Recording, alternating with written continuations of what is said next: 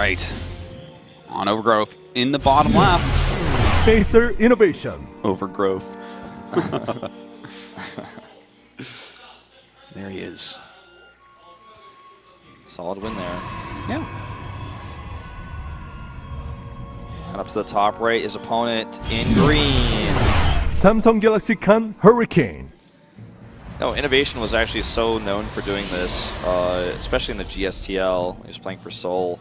That I remember there was a game. I cannot remember which Protoss was playing against him.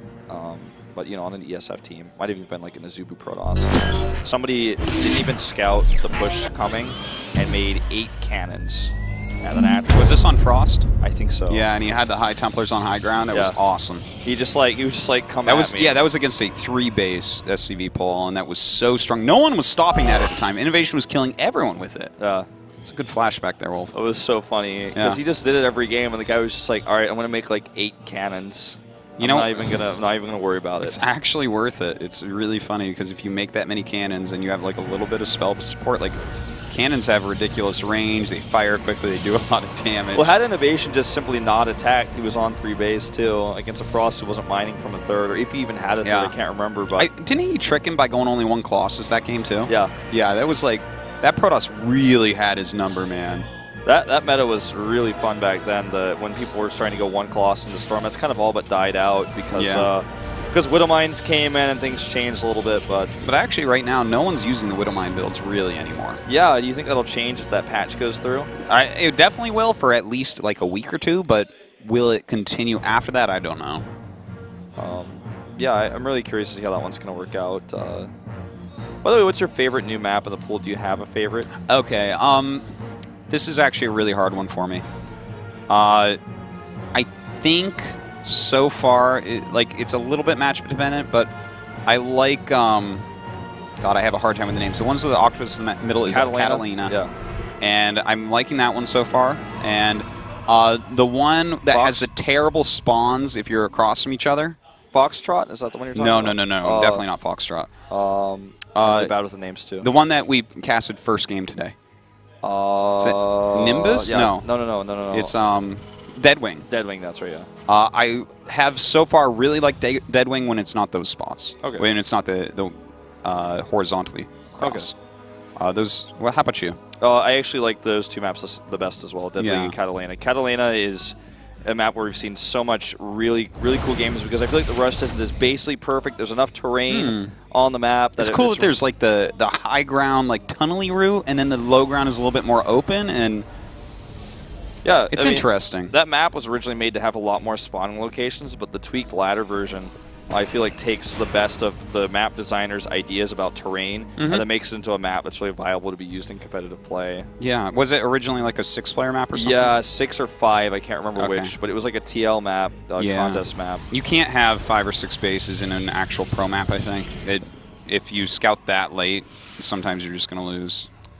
So, anyways, I like it. Yeah, I like it too. There's a fast Robo coming up here for Hurricane. This may be scouted by the Reaper. Do you think this is like a safe sort of Rain-esque PvT build, or do you think you might see some aggression here? You know what? I think he's going to do it safely, but that's not necessarily the case, obviously. Like, he still has the chance to do a Colossus all-in from here, but I really like the safe Robo-based play right now. Getting the really quick Robo out, get a bunch of observers, figure out what your opponent is doing. Because he needs to figure out what he's doing. He didn't know what Innovation was coming at with him last time. Yeah. Well, this Observer first here, which kind of lends itself towards that type of play, at least initially here. Scan goes down. Innovation really scared. Obviously, the Stalker deny on that Reaper was really nice, so he has no idea what's going on here. He scans, and unfortunately, the scan whiffs. It sees nothing, nor the Robo nor the Forge. You can't get less information with the scan than that. He was like, oh, he's still mining from his main. Good to know. Yeah. Okay. Oh, he does have his Cyber Core. Okay. Well, I guess the Stalkers gave that away as well. Well, you know what? He sees the Robo. Yeah. And you see a Robo in a position like that, it only means Colossus. There will be Colossus, but he doesn't know if this is like an all-in build yet or not. Yeah. Which we can tell. No, not really. He's getting a Forge as well. Yeah. He hasn't used that Forge just yet. Probably going to drop that in just a second. What do you think about the fact that he's actually going for 1 forge? Oh, he's getting +1 attack. He got +1 attack first last game too, if I'm not mistaken. He just seems to favor this style. I like it actually, and I've been wanting to talk to you about this and some other pros about this, because when you go +1 armor, it really favors heavy zealots. But we've seen this shift right now to mostly Colossi first. You have a few zealots, of course, to support, a few stalkers to support, but I feel like the Colossi getting the +1 makes them so much stronger with that AoE effect that they have. And I feel like people have almost kind of just gone straight up blind +1 armor because most people said it was better for a while. But I think the +1, if you go for fast Colossi with a low number of gateway units, exactly like what we see here, I feel like the +1 gives you a lot more power, especially against marine-based armies. Yeah, there's no question. I have to agree with you on that. The +1 with the Colossus, and let's not forget the Stalker as well, is very useful. Whereas the armor is not nearly as much so. It's really more based on that the mass zealots, and you know, it could point towards them doing something a little bit more aggressive as well. You know, that's the first thing I always think of is that, but you're definitely right on the fact that it can just be more useful if he's not planning on making a ton of zealots. Yeah. But then again, you know, if you're having to warp in a lot of zealots because you're spending a lot of gas on upgrades and tech and whatnot, and you don't have that +1, and your opponent has +1 attack, those zealots evaporate very quickly. Yeah, especially against marines, they just do so much damage so quickly. So valuable against them. Well, Blink is on the way. He adds a few gateways here. I think he went up to 4 in total, if I'm not mistaken. Maybe 3. Really hard to say exactly, but he's got a lot of units he can warp in here to defend this push, but this is a push that's designed to punish the third base, which just frankly isn't happening just yet. Yeah, it looks like he's definitely thinking about taking that third base. Kind of a small army right now. He's got to be careful. If he missteps with this, it could be bad. Yeah, he's just going to have to straight up cancel this, I think. Well, let's see. He's got the Mothership Core over here. Does he have another Colossus about to come over? He should have one coming over. Yeah, I think it just joined on the mini-map. Well, with 2 there and a couple force fields, he should be fine. And, oh, another starport being made right now. And he's getting +2, just like the game before. And he doesn't have a third command center. He's going to start +1 on his armory in just a second, too. It's going to be the exact same build, it looks like. Okay, this is kind of cool that he's doing the same build again against Hurricane here. Now, what is going to be way more interesting than this game is the next series if Innovation wins this game, which would be against Ruin. Someone who is watching right now and taking notes and saying, oh, okay, you're doing 2 base all-ins today with 5 racks and 2 starports. Yeah. Well, a second forge goes down.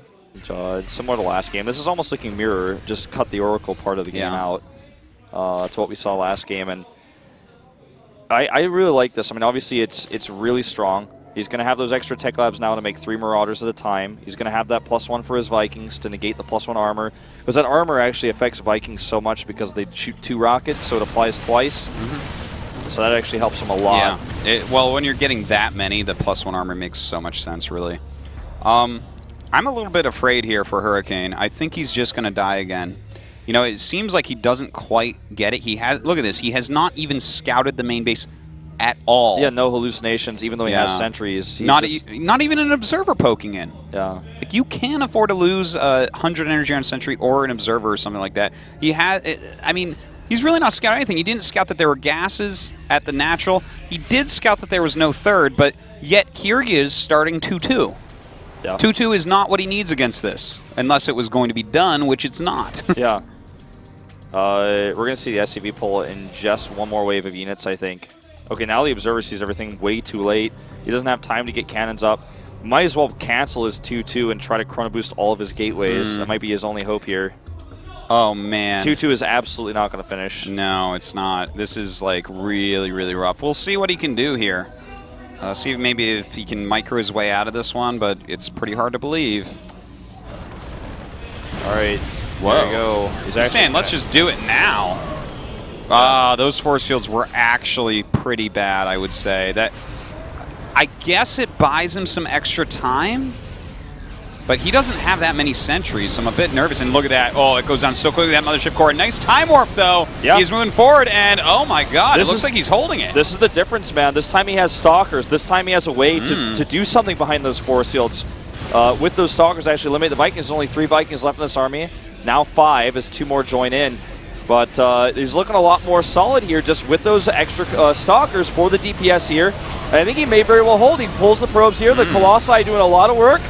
And I think he may have, it's just not quite enough. Oh, looks like he has just enough Marauders here to actually punch through and kill off the Colossus. He's killed all the probes as well, and that is really important. A huge warp in right in front of him of Zealots. It looks like he's going to take that out as well, and it looks like it will be an innovation victory. Wow, you know, I really thought he might hold there when those Colossi were getting good shots off. It's just so Marauder heavy. 3 Marauders at a time. It's really like quite well timed here, quite well practiced, obviously. He's so comfortable to do it twice. And I don't know if it's designed to punish Hurricane. Maybe he knows Hurricane doesn't really scout too often in this matchup, but it certainly looks like he should be more often scouting in this matchup. Yeah, he's Hurricane, GG's, and you're completely right about that, Wolf. Hurricane is literally playing single player. Yeah. And you can't play single player against Innovation. He's going to just kill you. So that's an interesting thing that we see from Innovation. He's got 2 of the exact same build against 2 somewhat similar builds here from Hurricane. Crushes him both times. What will he do against Ruin, though, in that winner's match? That's a question. Yeah, I really, I wonder if Innovation will do the same style. What do you think? I don't think so. I think he'll do it at least 1 game out of the possible 3, but I don't think he's going to do it every game, because if I'm sitting there as Ruin, I feel like you look at that and you're like, oh, okay, I have a few ideas on how to stop this. 1, maybe I all in him. 2, maybe I go like 1 Colossus Psystorm. 3, maybe I throw down a bunch of cannons. Maybe I just switch into Psystorm after 2 Colossus. You know, there's a few different ways that he could go about it that could catch Innovation off guard. There's a few scouts he can do at certain timings as well. They'll tip him off 100% what's going on. Yeah. So scouting a little bit more often, you know, saving up some hallucination energy for that could be quite good as well. So before we go into that winner's match, though, we're going to have another commercial break. We'll see you guys right after.